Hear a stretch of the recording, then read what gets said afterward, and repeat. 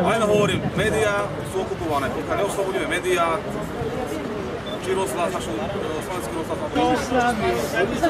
Vidíte, ako blízko pridal. Celý čas to tady vidíte.